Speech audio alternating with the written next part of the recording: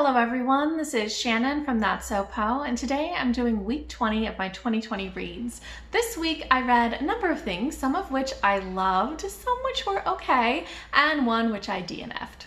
So first, let me talk about a book that Sush read to me, which was The Head of K's by P.G. Wodehouse. Sush always reads me a bedtime story every night. I do fall asleep fairly quickly, which means that we tend to stick to short stories or shorter novels, things that maybe it won't take so long to get through. However, this book, despite being only 150 pages, took us over 100 days to read because I kept falling asleep pretty much immediately. So this is what I would consider a middle grade. It is a story about a group of boys at a boarding school. I like to refer to these as sort of the cricket stories because they revolve so much around sports and they make me fall asleep because cricket is so boring. These schools, they have other sports besides just cricket, but cricket is sort of that ultimate puts me to sleep immediately type of sport, and this book was very much that. There was a lot of sports in this, and I fell asleep basically after a couple of sentences most nights, which meant it took a very long time to get through. Poor Sush. But in any case, the story is something that I only have a vague understanding of because I did keep falling asleep. And even though Sush would back up and kind of go to the last thing that I remember, what I really know about this book is more Sush's summary of it to me each night before we continued reading rather than like firm memories of my own. From what I know of it, it is a story about a couple of boys who are dealing with a very difficult headmaster, Kay. And Kay is just kind of overly controlling and just undermines their power and these sorts of things. And these head boys are trying to create order within their own house. So there's a lot in this about that kind of dynamic between Kay and the boys, a lot between the boys themselves, and then there's a lot of side adventures. This had a lot of side adventures in it. Overall, it was okay. It was great as a bedtime story, like really perfect to have me fall asleep quickly. The story itself was fine, but I don't have very strong opinions about this one, so I gave it 3 out of 5 stars. Next is another middle grade, but one that I have very strong feelings about, which is A Mixture of Mischief by Meriano, which is the 3rd book in the Love, Sugar, Magic series. I actually have done a series review for this series that will come up later this week. But basically, I loved this. I loved this. I loved this. I loved this. This is a book that actually came out in February, and I bought a copy of it. Like I pre-ordered one basically. This is a series that I have been loving, and I was so excited to get to this 3rd book. But then I kept being busy with all of my other priorities, and I just couldn't fit this book in. And finally, I made the time, and I treated myself. I said, you know what? I'm gonna read this book because this is what, in my heart of hearts, I really want to read, and I finally read it, and it was just as good as I was expecting. This is centered around Leo, who is a middle school kid, the youngest girl in a large family of Latinx brujas in Texas. And in this book, she is not only learning more magic and getting stronger in her powers, but she's also dealing with some temptations to learn a different sort of magic that her paternal grandfather is offering to teach her, but it's a very different sort than the kind her family practices. At the same time, there's a lot of things going on that are sort of troublesome for her family. Another bakery is supposed to come to town that's going to kind of threaten their business in this very small little town.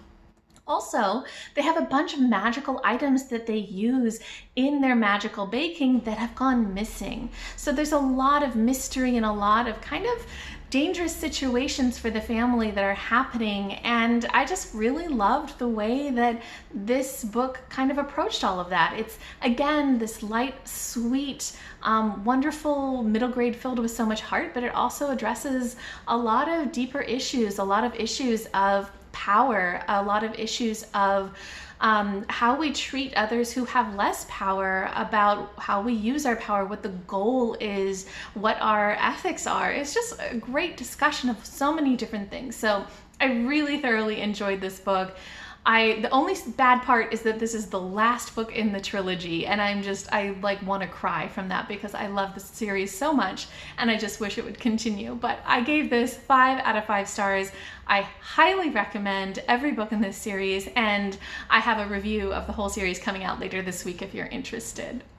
Now moving on to some of the Asian reads that I read this week that fit with my May priorities, starting with one that was actually on my TBR, which was Death by Dumpling by Vivien Chien. This is a cozy mystery set in an Asian American community in the Midwest in the US, and it follows Lana, who is working at her parents' noodle house.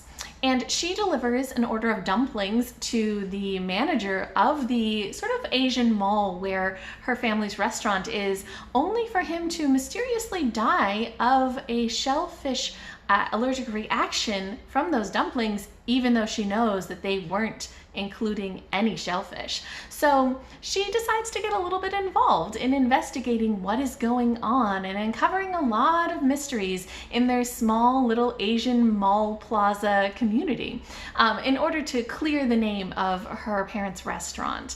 So this is very cute in that it's very much a cozy mystery. It's the first one that I've actually read, and I definitely found that it was comforting, sort of in the way that, you know, watching a cozy mystery TV show would be.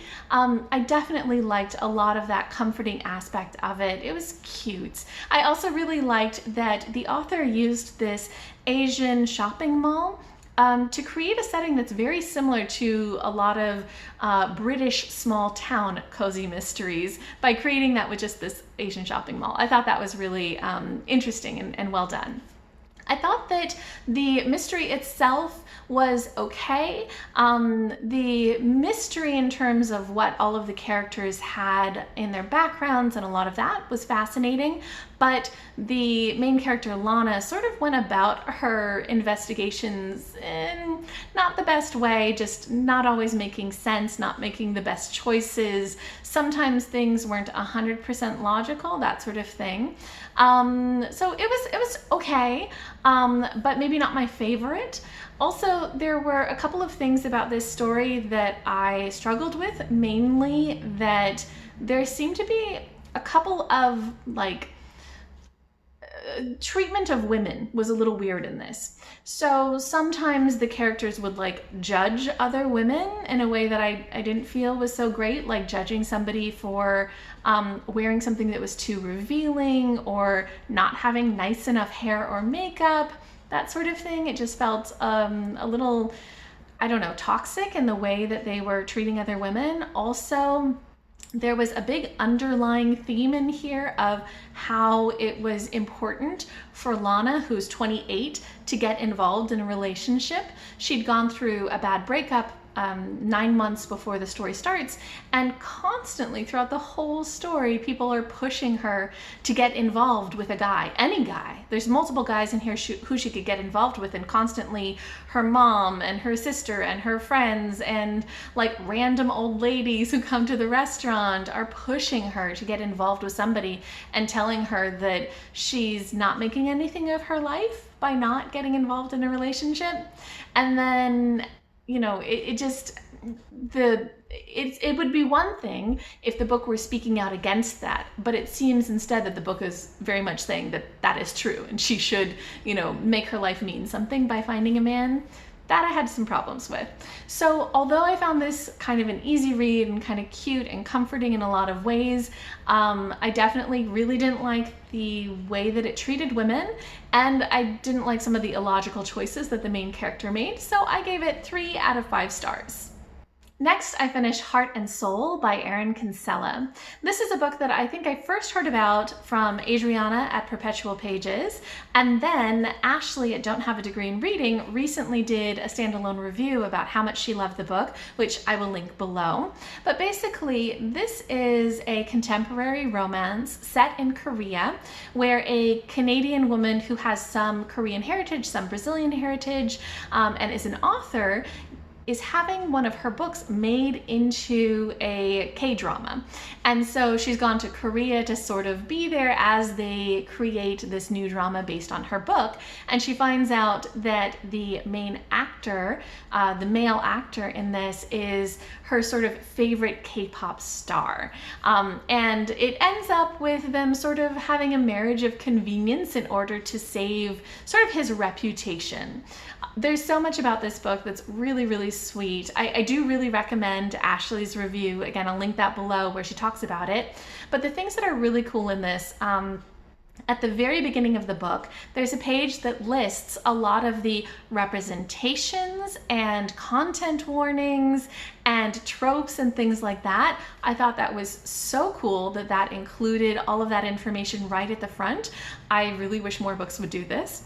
I thought that the story itself had really sweet characters. There was so much in this as a romance about kind of having an emotional connection, about consent, about sort of discussing what you want, about respecting each other, about being supportive of each other. There's some different explorations of queerness as well in this, and just sort of sexual preferences. I really liked so much of that.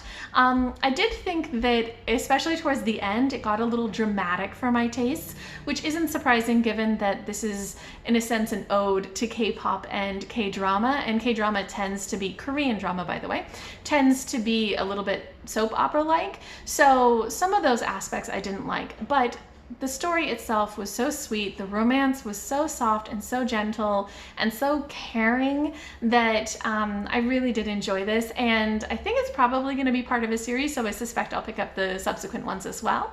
I gave this 4 out of 5 stars. So those are all of the books that I finished this week. Additionally, I did DNF one book, which was Dragon Pearl by Yoon Lee. This is a book that I actually was buddy reading with Anna at Anna Goldberg, who I will link below.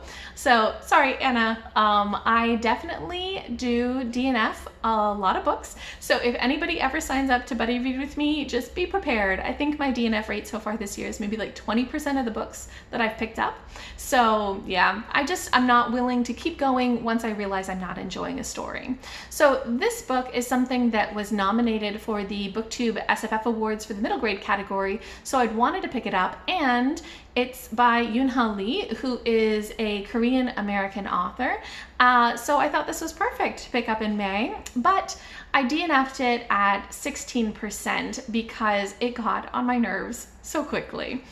Basically, this is a sort of science fantasy about a girl, Min, who lives in this on this planet where her family are kind of poor farmer type people, but her brother has gone off to the military, except that he's gone missing, and it seems like maybe he has gone to steal something called the Dragon Pearl, and people from the government come to ask her family questions, and Min decides she needs to go and like find out what's going on because she knows that her brother wouldn't have done this.